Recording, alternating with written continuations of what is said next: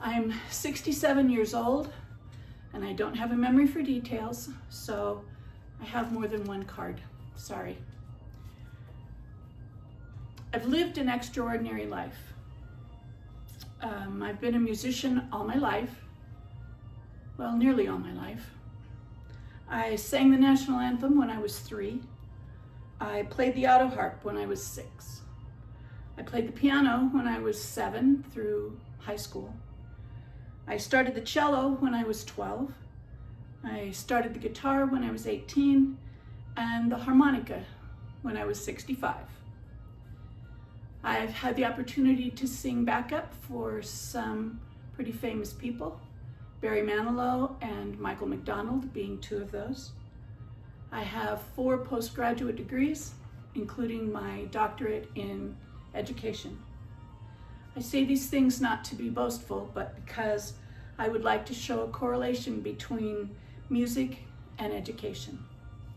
I was born at a time when at elementary school we had instrumental music, and I remember going to the stage in the auditorium and we would practice, and we would play with the sticks and with the triangles and the bells and the harp, the auto harp, and it was really a wonderful time. I made friends there that I carried on through high school, and even now I still keep in touch with some of them.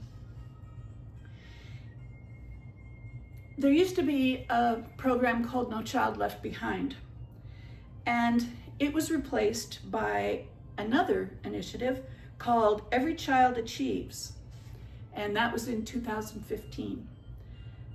It listed the arts as core academic subjects, and it included in the revision music specifically. So music and the arts are considered core academic subjects, but oftentimes they don't get the same attention as reading and math and language arts, because there isn't an SAT test or a standardized test that checks to see how much you know about music. But music has an amazing correlation between test scores and academic achievement. I'm going to show how music education affects academics, social emotional, cognitive development, and personal growth. The University of Victoria in Canada in 2014 had a study done, and it proved that students taking music education had a 16% improvement in reading, 21% improvement in language arts, and 15% improvement in math over non-musical students. Kevin Dunbar in 2011 said that musicians can learn a foreign language much easier and more expressively than non-musicians. Ellen Judson in 2013 did a 10-year study of 25,000 middle school and high school students. On the SATs, musicians scored an average of 63 points higher on the verbal section and 44 points higher on the math section than non-musicians. Beginning students learning how to play the piano are developing advanced fine motor skills and control. They have enhanced eye-hand coordination, because they're reading music and playing the instrument at the same time. As a musician, you have to memorize music and perform, and this requires both long and short-term memories, which I am in short supply of. It requires planning, organization, and error correction.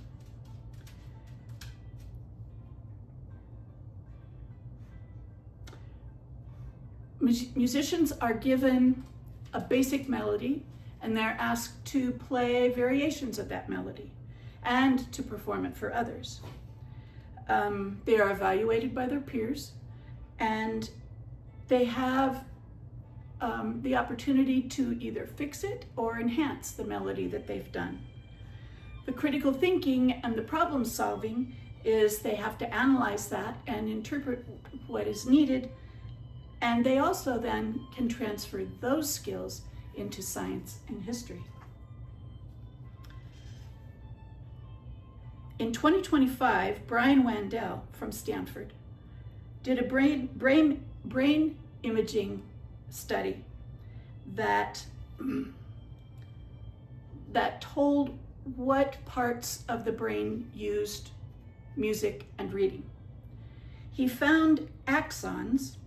They are thin fibers that connect nerve cells together so that they can communicate with each other.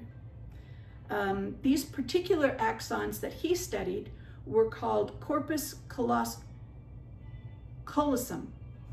They connect the left and the right hemisphere of the brain. Good readers had more of the corpus callosum, and musicians had even more. Sorry for you science people, I'm sorry if I slaughtered it totally. Teamwork and collaboration also is a major part of being a musician. You develop an empathetic attitude toward others in groups, and you develop team skills, interpersonal skills. You have to learn what your team members' skills and strengths are, and you have to know what your own are as well.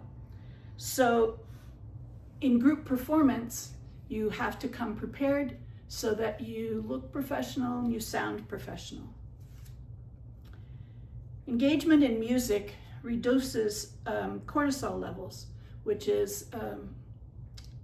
then equals stress reduction.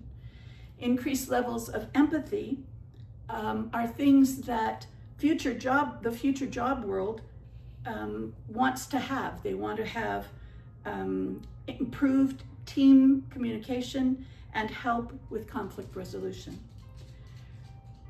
Verbal and nonverbal outlet for students is a big part of music education. When I was in high school, I sang a song called Softly as I Leave You in a small chorale. We performed it many places, and my grandfather had just passed away. And the song is about a man who is dying, and his wife is there by his bedside. And every time we would sing it, it would bring a tear to my eye. And now I can actually play the song on the harmonica. Music can be a comforting activity to especially volatile middle schoolers and high schoolers. It just gives them a sense of belonging. It gives them friends to hang out with and keeps them out of trouble. Music and technology is also a huge collaborative idea. Audio processing and memory are key in the tech industry. Jobs like audio engineering, speech recognition, memorizing code, and database management are all jobs. There's lifelong learning benefits. Katie McGovern, who is the editor of an Idaho business publication, notes that music is an exercise in multitasking. And she said, jobs that don't require at least some multitasking are few and far between. Business leaders look for creative thinkers, problem solvers, and people who have leadership skill. Well, now what can be done about this? School boards making budget cuts have a very difficult time in trying to decide what to do. How do they make the decisions they have to make? Well, if they hear from their constituents, who are parents, who are students, that say, we want music in our education system, they're going to listen to constituents. Parent groups can do fundraisers for basic instruments like the bells and the sticks and the triangles, and just very basic instruments that elementary students can play with. offer to write an article for the parent newsletter that comes out from the schools. Parents can be the catalyst for making things right for their children and for other children as well.